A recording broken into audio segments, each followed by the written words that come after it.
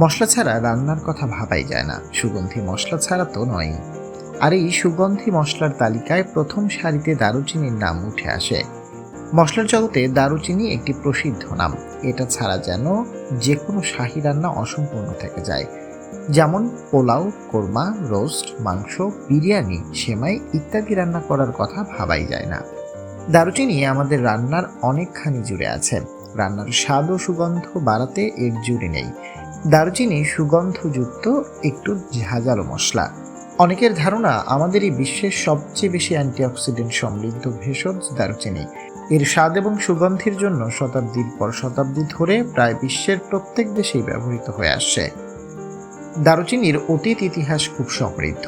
এটা অতি প্রাচীনকালের একটা মশলা। প্রায় 4000 বছর আগে বিশ্বে দারুচিনির সন্ধান পাওয়া যায় মিশরে। সেখান থেকে আস্তে আস্তে আরব দেশের বিভিন্ন স্থানে ছড়িয়ে পড়ে। আরবরা সেই সময়ে স্থলপথে বাণিজ্যের জন্য দারুচিনি ইউরোপে নিয়ে যেত এবং তাদের কাছে উচ্চ মূল্যে বিক্রি করত। একমাত্র ইউরোপিয়ান ধনীরা এই দারুচিনি ক্রয় করতে পারত, কারণ এই মশলার দাম প্রাচীন মিশরে সোনার চেয়েও বেশি ছিল। তারা দারুচিনি দিয়ে পারফিউম তৈরি করত এবং শীতের জন্য মাংস সংরক্ষণ করে রাখত। ইতিহাসবিদরা বলে থাকেন 350 গ্রাম দারুচিনির মূল্য সে সময়ে 5 কেজি রূপার দামের সমান ছিল। অবাক হচ্ছেন? দারুচিনির বহুমূল্য অবস্থান থেকে আজকের আটপৌরে জীবনযাত্রায় অবাক করার মতোই। দারুচিনির এই আকাশ ছোঁয়া দামের জন্য অবশ্য ঐতিহাসিকরা মূলত দায়ী করেন এর দুর্লভতাকে। ইউরোপিয়ানরা অনেক চেষ্টা করেও আরবদের কাছ থেকে জানতে পারেনি তারা কিভাবে দারুচিনি পেত। আরবরা তাদের কাছে নানা ধরনের গল্প বানিয়ে বলতো। ক্রিস্টোফার কলম্বাস আমেরিকা আবিষ্কার করার পর রানী ইসাবেলাকে জানায় সে আমেরিকায় দারুচিনির সন্ধান পেয়েছে। তার নমুনাও পাঠায় তাকে, কিন্তু পরে প্রমাণিত হয় ওটা আসলে দারুচিনি ছিল না। 1518 সালে পর্তুগিজ বণিকগণ সিংহল অর্থাৎ এখনকার শ্রীলঙ্কায় এসে দারুচিনি আবিষ্কার করেন। তারা সিংহল রাজ্য দখল করে দারুচিনির বাণিজ্য নিজেদের দখলে নেয়। এরপর 1638 সালে ইউরোপিয়ানরা পর্তুগিজ বণিকদের উৎখাত করে দারুচিনির ব্যবসা দখল করে নেয়। এভাবে ইউরোপিয়ান আর পর্তুগিজদের মধ্যে দখল আর বেদখলের খেলা চলতে থাকে 150 বছর ধরে। এরপর 1784 সালে সিংহল পর্তুগিজদের যুদ্ধে পরাজিত করে, কিন্তু আবার ব্রিটিশরা দখল করে নেয়। অবশেষে 1800 সালে তারা ব্রিটিশদের উৎখাত করে নিজেরা দারুচিনির ব্যবসা শুরু করে। এভাবে শ্রীলঙ্কা থেকে সারা বিশ্বে দারুচিনির চাষ ও ব্যবসা ছড়িয়ে পড়ে। আরবরা যেহেতু স্বীকার করেনি ওরা কোথা থেকে দারুচিনি পেত, সম্ভবত সেই কারণে দারুচিনির আদিবাস শ্রীলঙ্কা বলা হয়ে থাকে। আজকাল ইন্দোনেশিয়া, ভারত, বাংলাদেশ ও চীন প্রভৃতি দেশে প্রচুর পরিমাণে দারুচিনি উৎপাদিত হচ্ছে। দারুচিনি চিরসবুজ বৃক্ষ। স্বাভাবিক পরিবেশে এই বৃক্ষের উচ্চতা 10 থেকে 16 মিটার পর্যন্ত হয়ে থাকে। দেখতে কিছুটা তেজপাতা বৃক্ষের মতো এই বৃক্ষের ছাল মশলা হিসেবে ব্যবহৃত হয়। পাতা বেশ লম্বাটে, মোটা, কিছুটা চামড়ার মতো, তীক্ষ্ণাগ্র, উপরে উজ্জ্বল সবুজ, নিচের দিকে হালকা।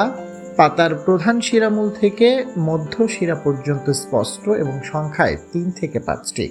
এর ফুল বড় গুচ্ছ আকারে ফোটে। ফল লম্বাটে, বেগুনি এবং ভেতরে একটি মাত্র বীজ থাকে। দারুচিনির বাকলে সিনামাল ডিহাইড থাকে আর সেটাই ঘ্রাণের কারণ। এর পাতায় থাকে ইউজিনল। দারুচিনি সাধারণত 2 ধরনের হয়ে থাকে, সিলন বা মিষ্টি কাঠ দারুচিনি এবং চাইনিজ বা ঝুটা দারুচিনি। সিলন বা মিষ্টি কাঠ দারুচিনি তীব্র সুগন্ধি এবং বেশ মিষ্টিযুক্ত। এর ছাল কালচে খয়েরি রঙের, পাতলা এবং মসৃণ। চাইনিজ বা ঝুটা দারুচিনি কম সুগন্ধি এবং মিষ্টিযুক্ত। এর ছাল লালচে বাদামি রঙের, পুরু এবং খসখসে। বিভিন্ন ধরনের মাটি, আবহাওয়া ও জলবায়ু সহ্য করতে পারে দারুচিনি গাছ। বেলে দোআঁশ মাটি দারুচিনি চাষের জন্য ভালো। দারুচিনির চারা সাধারণত বীজ থেকেই হয়ে থাকে।